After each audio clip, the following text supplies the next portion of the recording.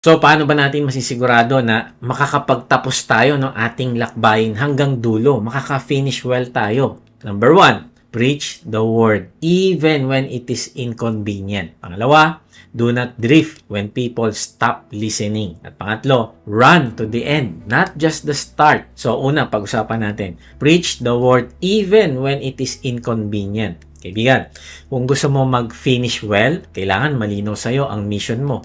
Kasi kung ikaw ay nakipag-isa na sa Panginoong Hesus, hindi ka lang naging tagapakinig. Hindi ka lang naging attendee.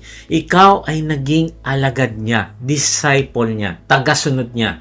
At kung disciple ka ng Panginoong Hesus, ang mission niya ay nagiging mission mo rin. Sabi ng Panginoong Hesus sa Lucas 19:10, sapagkat naparito ang anak ng tao upang hanapin at iligtas ang nawawala. Ito yung mission.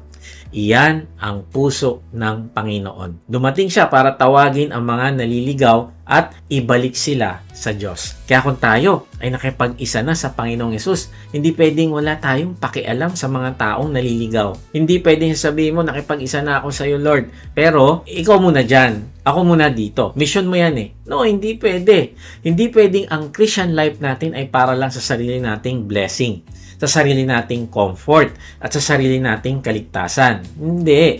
Kundi tinatawag niya tayong makibahagi sa kanyang misyon na hanapin ang naliligaw, ibahagi ang gospel at tulungan silang maging alagad ng Panginoong Hesus. Kaya kaibigan, kung gusto mo mag-finish well, gawin mo ang misyon niya hanggang dulo. Kahit inconvenient, kahit may rejection, kahit nakakapagod, kahit hindi agad silang makinig sa'yo, kahit napapahiya ka kung minsan, kahit pa mabagal ang bunga. Minsan parang nakikita mo, ayoko na nga kasi parang hindi naman nagbabago eh. Hindi, tuloy mo pa rin kaibigan. Bakit? Kasi ito ay command sa atin. Basahin natin yung 2 Timothy 4, 1-2. Sa harap ng Diyos at ni Kristo Jesus, nahahatol sa mga buhay at sa mga patay, alang-alang sa kanyang pagdating bilang hari, inaatasan kita. Ipangaral mo ang salita ng Diyos, pagsikapan mong gawin yan, napapanahon man o hindi. Himukin mo at pagsabihan ang mga tao at palakasin ang kanilang loob sa pamamagitan ng matyagang pagtuturo. Grabe, hindi sinabi ni Pablo kay Timothy, suggestion lang ito ha, nagbabakasakali lang ako. Hindi niya sinabi, Timothy, kung may time ka lang, baka pwede, gawin mo ito. Hindi niya sinabi, Timothy, kapag maganda ang mood ng mga tao, magturo ka ha? No. Hindi niya sinabi, Timothy, kapag convenient sa schedule mo, ipangaral mo ang salita ng Diyos. Hindi. Ang sabi niya, sa harapan ng Diyos at ni Kristo Jesus, para bang sinasabi ni Pablo, Timothy, tandaan mo ha, kung kanino ka naglilingkod. Naglilingkod ka sa harapan ng Ama at ng Panginoong Jesus. Hindi ka sa tao naglilingkod. At lalong hindi ka naglilingkod para sa opinion ng iba. Kundi, ang dahilan kung bakit ka naglilingkod ay dahil ito ang inaasahan ng Diyos sa iyo. At hindi lang yon, sinabi rin niya na si Kristo ang hahatol sa mga buhay at sa mga patay. Ang ibig sabihin, ang paglilingkod sa Diyos ay may nakatayang seryosong bagay kasi hahatulan ng Panginoong Hesus ang lahat ng tao. Nakakalungkot kasi minsan akala natin maliit na bagay lang yung pagbabahagi ng kaligtasan. Pwede namang gawin sa ibang araw o wag na muna. Maliit na bagay lang ang pagdi-disciple, maliit na bagay lang ang pagpayo sa iba patungkol sa Diyos. Kaya hindi nito deserve yung ating time. Hindi nito deserve yung ating effort. Kaibigan, ang salita ng Diyos ay buhay, makapangyarihan, at ginagamit ng Diyos para magligtas, magtuwid, magpalakas, maglinis at magbalik ng tao sa Kanya. Kuya Mike, para lang ba ito sa mga pastor? Kasi sabi, preach the word. Ibig sabihin ba nito, mga preacher lang ang may responsibility? Alam mo kaibigan, sa context, si Pablo ay sumusulat kay Timothy na isang batang pastor at ministry leader. Totoo yon. May special responsibility ang mga pastor, teacher, ang leaders to preach the word faithfully. Pero, hindi ibig sabihin na tayong mga disciple ay exempted na sa responsibility na dalhin ang salita ng Diyos sa iba. Lahat ng disciples ay tinawag na maging witnesses ng Panginoong Yesus. Lahat ng disciples ay tinawag na gumawa ng disciples. Kaibigan, alalahanin mo ito. Hindi lahat ng nagpapahayag ng salita ng Diyos ay nasa pulpito lang. Pero lahat tayo may relationships sa ibang tao. At pwede tayong magbahagi ng kaligtasan sa kanila. Pwede tayong magpaalala sa family members natin. Hindi natin pwedeng sabihin, Pastor, ikaw na bahala dito sa mga kapamilya ko ha. Pwede rin, minsan pero kaibigan, ikaw ang nilagay ng Diyos dyan. Pati yung mga kaibigan mo, kasamahan mo sa trabaho, iyan ang mga relationships na ibinigay sa iyo ng Diyos upang makapagbahagi ka sa kanila.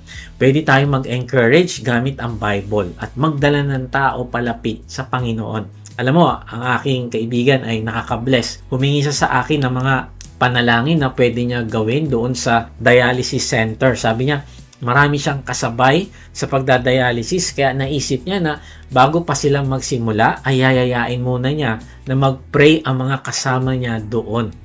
Ito ang example ng finishing well. May sakit siya, pero alam niya na nilagay siya ng Diyos doon sa sitwasyon na yon to bless others at maipahayag ang salita ng Diyos. Ang ibig sabihin, kung gusto mo makatapos sa iyong takbuhin at layunin na ibinigay ng Diyos, ay ibabahagi mo ang kanyang salita. Hindi lang kapag madali ang sitwasyon, kundi kahit mahirap, kahit may rejection, kahit may pressure o opposition. Bakit? Kasi ang message ay galing sa Diyos at ang mga kaluluwa ng tao ay mahalaga sa Kanya. At pansinin natin ang utos, sabi, ipangaral mo ang salita. Hindi sinabi, ipangaral mo ang opinion mo. Hindi sinabi, ipangaral mo ang trending na topic. Hindi sinabi, ipangaral mo ang gusto nilang marinig. Hindi sinabi, ipangaral mo ang bagay na magpapasikat sa iyo. Hindi. Ang sabi, ipangaral mo ang salita ng Diyos. Kaya mag-ingat tayo kasi may mga taong kaya gusto magbahagi ng salita ng Diyos ay para kumita, para mapansin, para sumikat. Kaya kung ano ang trending na topic, yun ang gagawin. Kung ano ang magpapakiliti sa tenga ng tao, yun ang ipapahayag. Para mas maraming views, mas maraming attendee sa church. Kasi pag pinag-uusapan na ang kasalanan, pag pinag-uusapan na ang pagbabahagi ng kaligtasan sa iba, pag pinag-uusapan na ang discipleship, ay maraming tao aalis. Kasi para sa kanila, dapat motivational lang ang sabihin mo sa akin ha. Dagdag kaalaman lang dapat sa mga misteryosong bagay. O pang-entertainment lang dapat ang message. Pero discipleship, wag natin pag-usapan yan. Nakakalungkot kasi sa panahon ngayon, maraming content, maraming motivational messages, maraming opinions, maraming life hacks, maraming quotes, maraming religious sounding statements. Pero ang tanong, word ba ito? Gospel ba ito? Tinuturo ba nito si Kristo? Tinatawag ba nito ang tao sa repentance, faith, at obedience? Tinatawag ba tayo nito na mag-disciple ng iba? Tinatawag ba tayo nito na palaguin ng pagmamahal sa Diyos, palaguin ng intimacy sa Diyos, o baka motivational lang pero walang mensahe ng krus?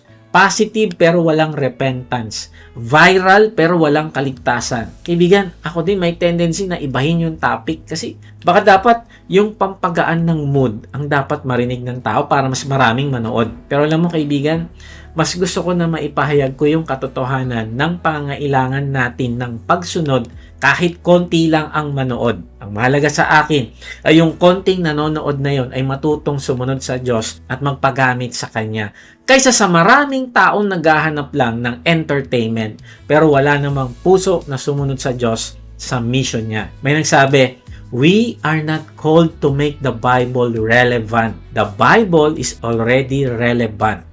We are called to show its relevance. Kaya hindi natin kailangan baguhin ang word para magustuhan ng tao. Kailangan natin itong ipahayag ng malinaw at may pagmamahal. Sabi rin sa verse, maging handa ka sa kapanahunan at di kapanahunan. Ibig sabihin, convenient o hindi convenient ay papahayag mo ang salita ng Diyos.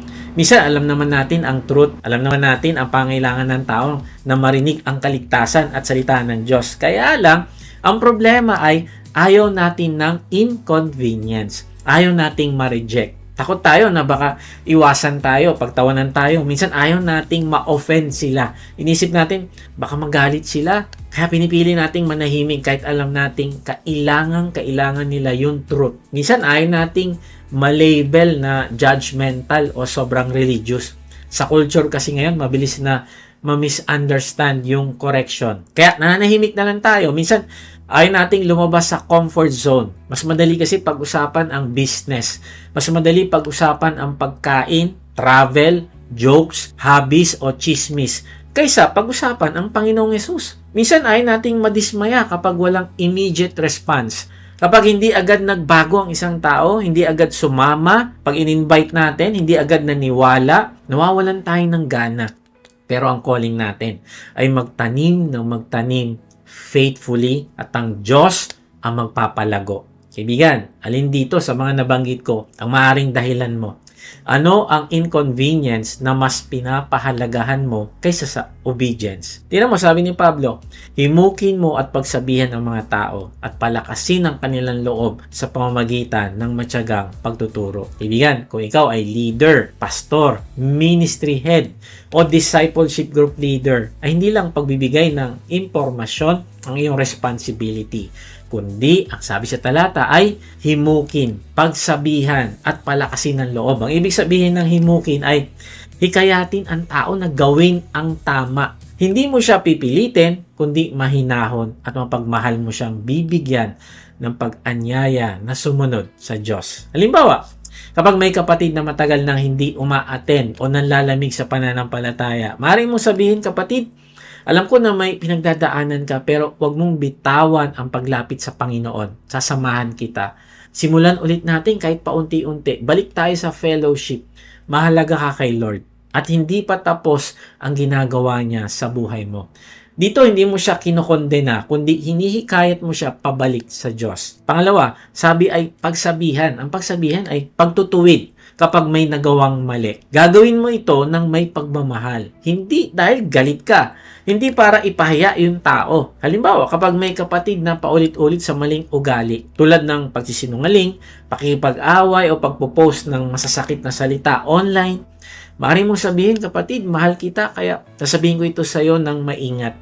Napapansin ko na parang nasasaktan na rin ng ibang tao sa mga nasasabi mo.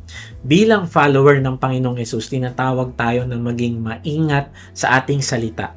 Baka kailangan nating dalhin ito kay Lord at ayusin bago pa lumalim.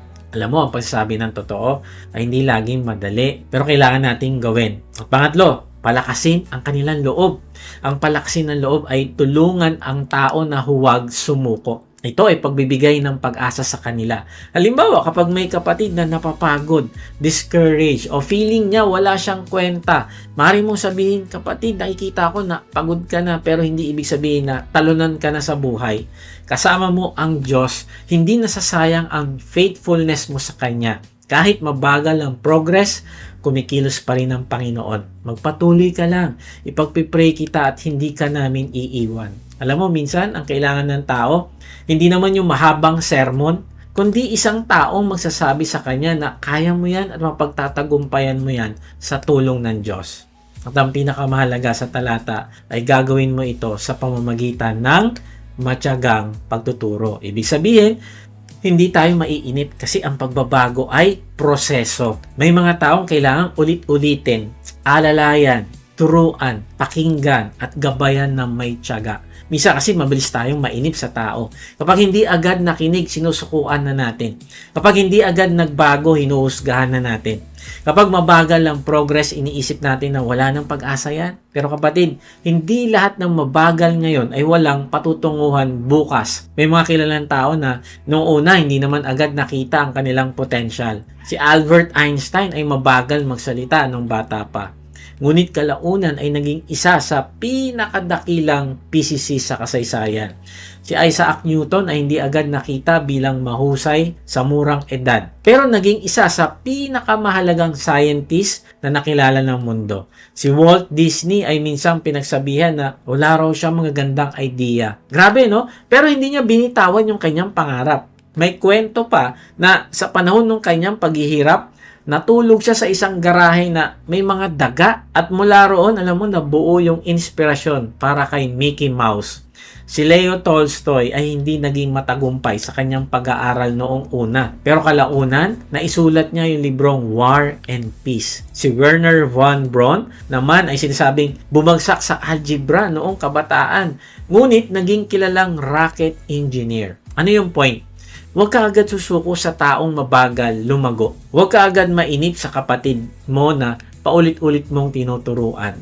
Huwag ka agad mawalan ng pag-asa sa anak mo, sa asawa mo, o sa dinidisciple mo. Kaibigan, huwag kang mawalan ng pag-asa sa kapatid mo sa church na parang ang tagal magbago. Bakit? Because the person you are patiently teaching today may become someone God will use greatly tomorrow. Kaya magpatuloy ka, himukin mo sila, pagsabihan mo sila, palakasin mo ang kanilang loob kahit inconvenient. Pero gawin mo ito ng may pagtsatsaga, may pagmamahal, at may pananampalataya.